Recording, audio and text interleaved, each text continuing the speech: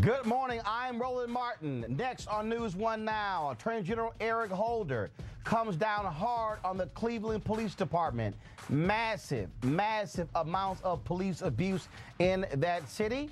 We'll explain it to you and what it means going forward. Also, speaking of massive, the protests continue all across the country in response to the grand jury decision not to indict the police officer who killed Eric Garner. We'll give you the latest and also break down what is next. And the third part of my interview with Dr. Cornel West talking about leadership in the black community.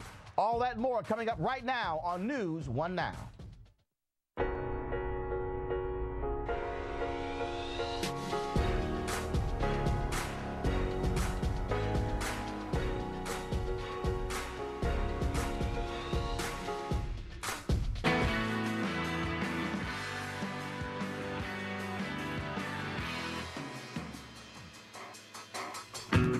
Folks, welcome to NewsOne Now. Roland Martin here. I'm broadcasting live from 30 Rock in New York.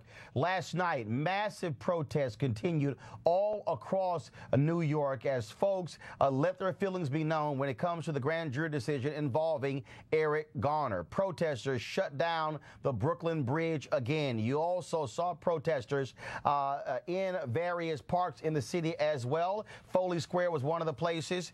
And we, of course, had one of our NewsOne.com correspondent who was out on the streets, but also joining us in the studio right now. We're going to check with our NewsOne.com correspondent in just a moment. But joining me in Washington, D.C. right now, we, of course, have Rock Newman, the host of the Rock Newman Show on WHUT. Also, Kim Brown, host of DMV Spotlight, and Cleo Manago, political consultant and black behavioral health strategist. All of them joining us there right now. These protests, folks, went beyond just New York. We saw protests in Dallas where there was massive blockades there on the freeways, traffic backed up for quite some time. There, the nation's capital, Washington, D.C. I-395 would also blocked. It turned into a parking lot. The protesters are making it perfectly clear that they are not going to stand still and watch as police officials across this country continue to kill citizens, namely African Americans, and hide behind their badges. I want to ask you, Rock Newman, watching these protests, it is abundantly clear that we're seeing black folks, Hispanics, Asians, whites as well. It is truly a multiracial coalition that is standing up saying hell no to the police. It's time for them to change their tactics. You know, Roland, it reminds me from the 60s, Fannie Lou Hamer. She said, I'm sick and tired of being sick and tired. And the real message out of that cliche is I'm ready to do something. And so I think what you see is a multicultural protest going across this country that says collectively, I'm sick and tired, we're sick and tired of being sick and tired, and now we're ready to do something if there is not a substantial change in a quick, fast, and in a hurry. Cleo Manago, as you see these protests, as you see folks grow, as you see the numbers grow in terms of different cities, this is clear that this is not just some short-term thing, that this issue, whether it's Eric Garner, Mike Brown, John Crawford, Ezell Ford, Victor White, this is resonating across the country, and that this Eric Garner tape, the fact that we saw this video beginning to end, has had a profound impact on shaking up the consciousness of many people in America. Well, at the risk of being potentially controversial here, I understand that these protests have been multicultural, but this is a country of trends and being chic and fashionable. And I think some of these people are involved to be chic and fashionable. My concern about all the people is that the Black Lives Matters focus gets deteriorated into this alleged multicultural concern about black life. If people were already concerned about black life, we wouldn't be in the position that we're in. There's a lot of people in power who are not black who can help make sure black folks aren't killed like this. So I'm not as impressed as others about all this multiculturalism. I noticed a picture that I saw from New York that they had signs up saying jail cop killers. They had all kinds of signs, but the Black Lives Matter signs were almost non-existing. So I'm concerned about this multiculturalism drowning out the Black Lives Matters message. That's the message that's going to save black people. Well, I respectfully disagree with Cleo on that front, because it is going to take multiculturalism in order to defeat this American problem of state-sanctioned murder of unarmed people and also racial profiling. You know, I'm glad to see our white, our Asian, and our Latino friends out there, hopefully out there massing on our behalf, because they don't want their black friends to get killed, and they understand that their black friends stand upwards of a 20 times more likely chance of being killed by police than they do. So it's important that all Americans do come out for this. But I will say specifically about the protests in Washington, D.C., the chant Black Lives Matter is not being drowned out. There are plenty of white protesters out there making that exact same chant, and I'm glad to see the solidarity. It's needed and important. Brandon Gillespie, NewsOne.com, joins us via Skype. Brandon, you were there last night. You were there on the ground. Give us a sense of what you saw, what you heard, what you experienced.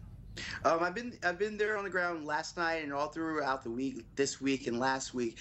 There is what you just said. There is a multicultural presence, and I do hear Black Lives Matter. I hear so many other chants, but there is a multicultural presence on the streets of New York City. People are gathering around, and they're fed up. They're tired of what's been happening. Many people have been talking about the systemic changes that need to happen. I asked them about the Obama, about getting cameras on the police officers. They said, you know, there was a camera. This was on film. You know, we need more than just cameras. We need a systemic change. And whites, blacks, Asians, everyone's wanting to get involved in this change. You're seeing Brandon, people protesting, but are people talking about next steps? Are they talking about how do you change policy? You know, there's really no talk about the next step. I don't really see a long-term strategy. Right now, just people are just excited and really interested in just about getting out and doing something right now. I haven't seen any type of leadership. I don't even know who's in charge of these protests. There's so many going on around the city at the same time. So I haven't seen any type of policy talk or strategy, but people are excited to be out and doing what they can. And that is dangerous.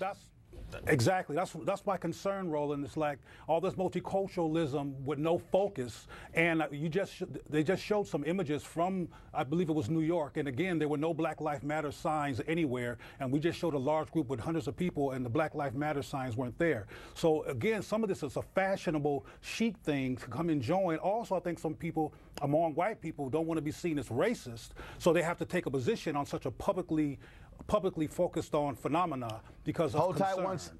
Hold tight one second. When we come back, I want Rock to jump in on that point because I heard you say it's dangerous. I want to deal with that when we come back. We'll also talk about this epidemic of police brutality. Wait until you hear what is going on in Cleveland. It is absolutely stunning. And also, you want to hear what Cornel West has to say about actress Viola Davis in part 3 of my interview with Dr. West. It is 8 after the hour. This is NewsOne Now on TV One.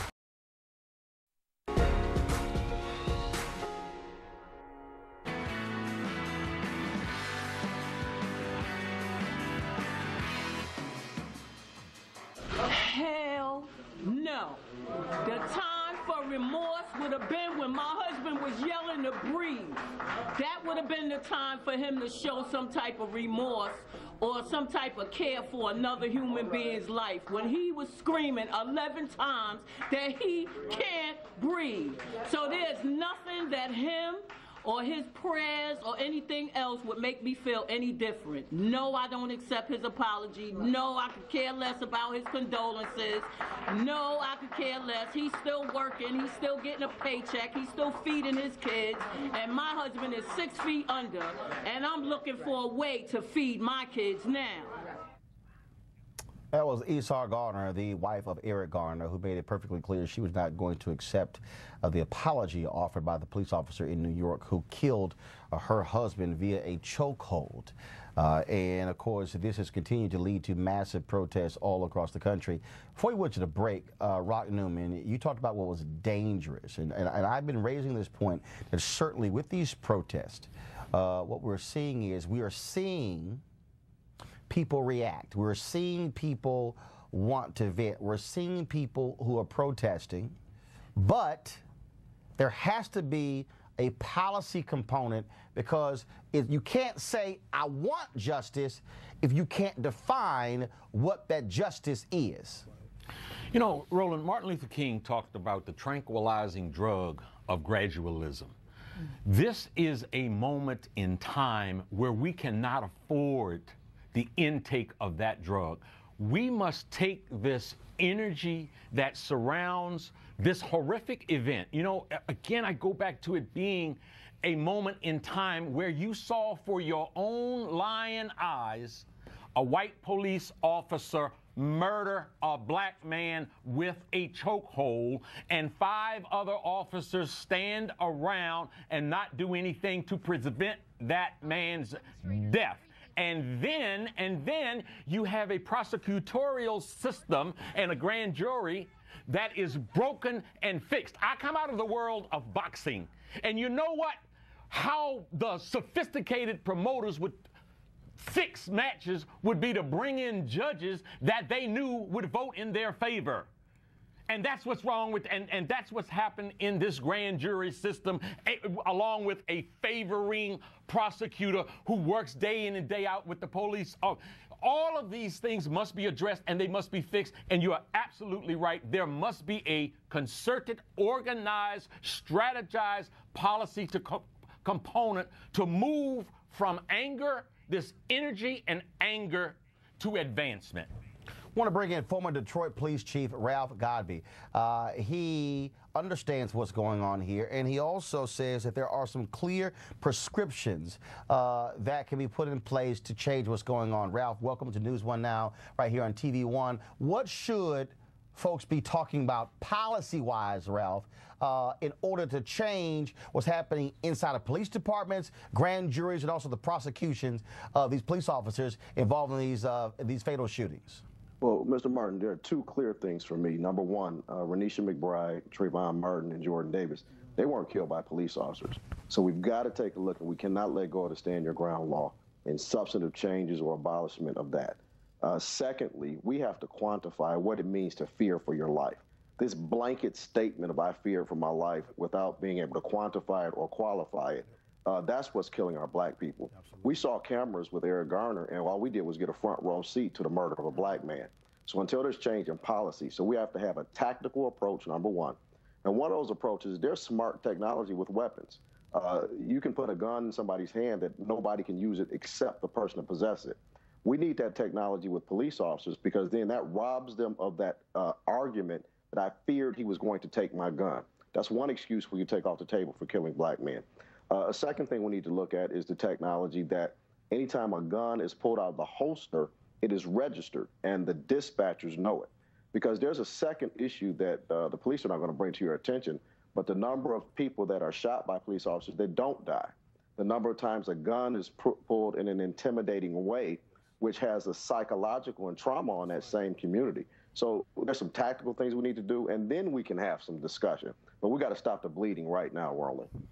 Kim Brown, Cleo Manago, again, policy issues that we should be pushing, advocating when it comes to folks out in the streets, because again, saying you want justice and getting justice are 2 different things. Well, yes, excuse me, Cleo, but I wanted to raise a point that the police chief brought up, and there's something that we also need to talk about here, because there's a lot of discussion in the media about not all cops are bad. Well, the good cops need to be the ones actually policing the bad cops. Don't talk to us about all police are not the problem when the good cops supposedly are allowing bad acts to happen right in front of them, as we witnessed with Eric Garner. But Roland, to your point earlier, I wanted to tell you that FergusonAction.com, they have released a list of specific demands that includes the demilitarization of the police, the appointment of special prosecutors when we have these shootings, these officer-involved shootings under dubious circumstances at best. And there's a list that is available on the website at FergusonAction.com. So there are policy solutions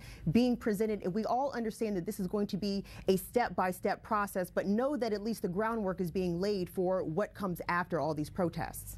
Cleo? One of the things that the chief referenced was policy issues, and he gave some great recommendations on ways in which we could improve how people are addressed by law enforcement. But one of the words that I keep hearing come up a lot is that people need to be trained. And as somebody who's worked in law enforcement, they are trained. But what's not in the curriculum is how to deal with white men who fear threatened by or envious of or racist toward black men, and how to deal with that and be a neutral and effective law enforcement person. That's not on the curriculum.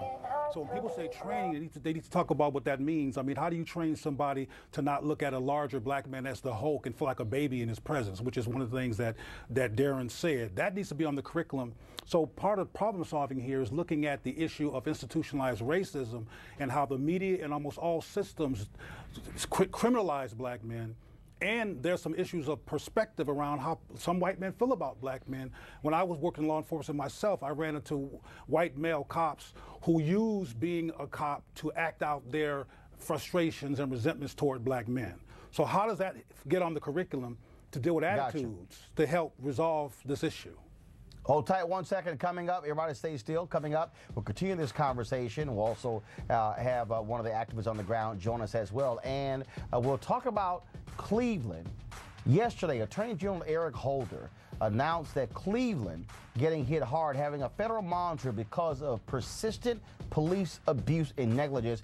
Wait until you hear how shameful the police officers in Cleveland are doing their job. It's 20 after the hour. This is NewsOne Now on TV One.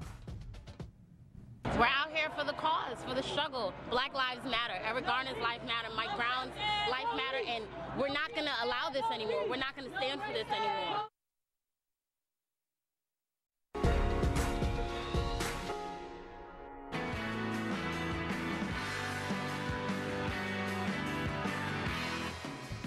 Folks, we'll get back to our conversation dealing with the Eric Garner aftermath in just 1 second in Black Lives Matter. But the November job numbers have been released. Overall, the unemployment rate hasn't moved. It's still 5.8%. But in November, 321,000 jobs were added. When it comes to the issue of unemployment rate, whites still have an unemployment rate in this country of 4.9%. African Americans are at 11.1%. That's an increase.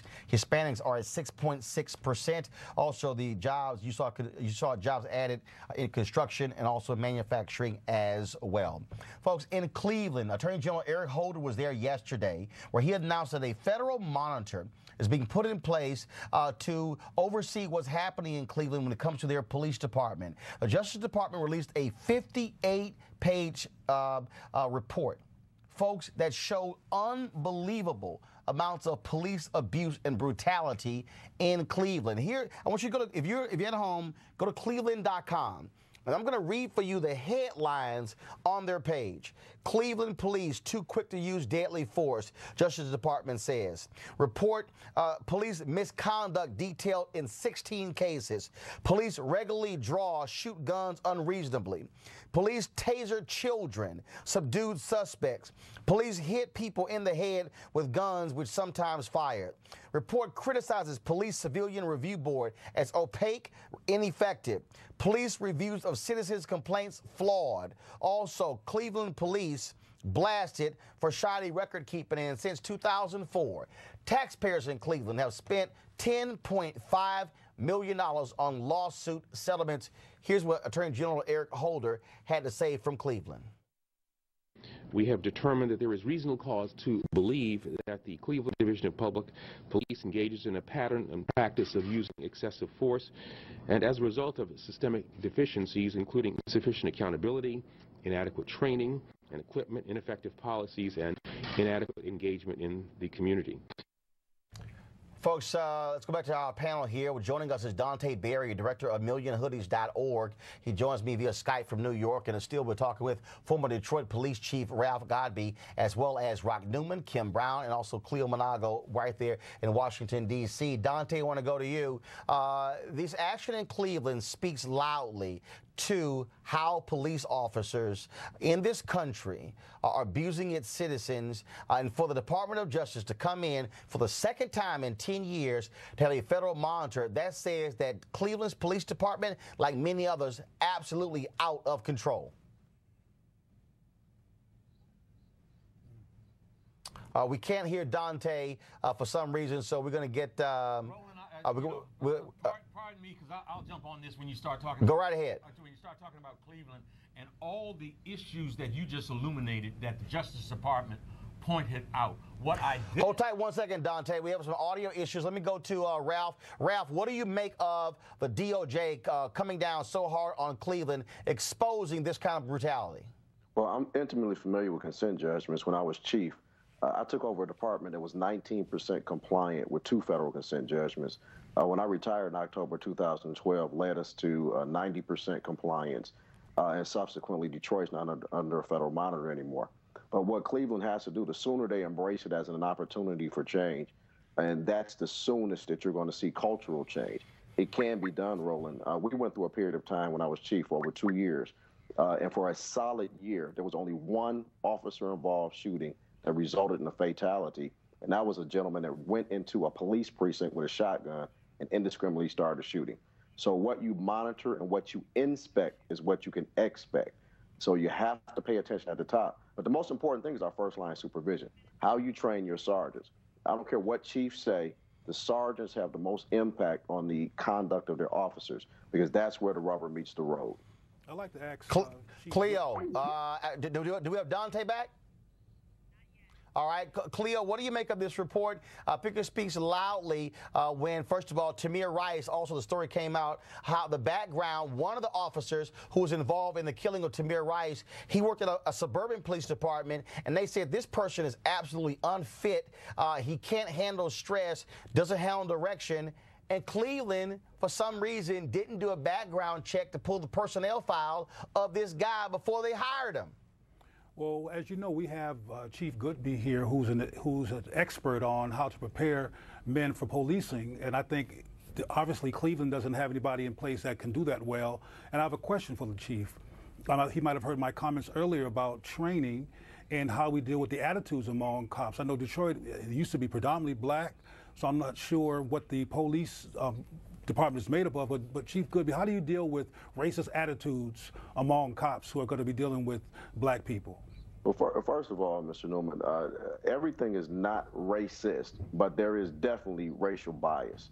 And the leadership, it starts at the top. You have to set a tone of what the expectation is relative to how your citizens are going to be treated. But also, you got to get from behind desk, and you have to get out in the community, and you have to hear from people. When I was chief, I went actually into prisons to talk to incarcerated citizens, because 90% of them are coming home. So, number one, I heard from them what some of their issues were, even though these were some arguably bad people or people that done bad things.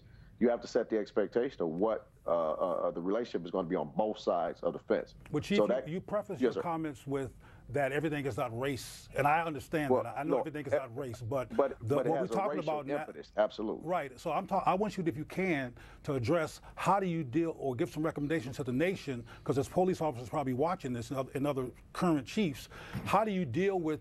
Because you cannot measure, in many cases, the racist attitudes among cops. So how can you prepare the culture of police to be less of a danger to unarmed black people? Well, first of all, we have to stop being so sensitive as law enforcement and admit where we fall short and where we're wrong. And gotcha. And there's a second thing, and I have to say this very clearly. Black police officers have to be black police officers who happen to be police officers and understand, because Medgar, Martin, and Rosa did not pave the way for us to come in to assimilate and treat our people in similar ways. So until we have the guts to stand up for ourselves and not assimilate and identify the behaviors, that's where the rubber meets the road. You know, final comment. I need final comment real quick from Kim and Rock. Thanks a lot, Roland. Well, I mean, as we're seeing with the DOJ instance in Cleveland, this Obama administration, the Department of Justice under this president, has taken similar actions against police in Newark, New Jersey, and in Miami, Florida. So obviously, this is not a Cleveland problem. This is not an NYPD problem or an LAPD problem. This is a nationwide issue with how law enforcement goes into communities of color, and why is it that that our constitutional rights are not being honored as those of other Americans? Rock, I got about 20 seconds, Rock. You look at what happened in Cleveland, and that is a microcosm of police systems across the country. It must start. I don't hear people addressing as it should be. First of all, the hiring practice. That idiot that shot that 12-year-old boy was totally unfit to be on the force. He was on the force. He used a gun with deadly force. We must prevent that. Stop him at the door. All right, Rock Newman, Kim Brown, Cleo Manago, Ralph Godbee as well. And I'm so sorry for the technical issues. We're going to have our guests back from millionhoodies.org back. Again, sorry for the technical difficulties. Coming up, why is Cornel West unapologetically black? This is News One Now on TV One.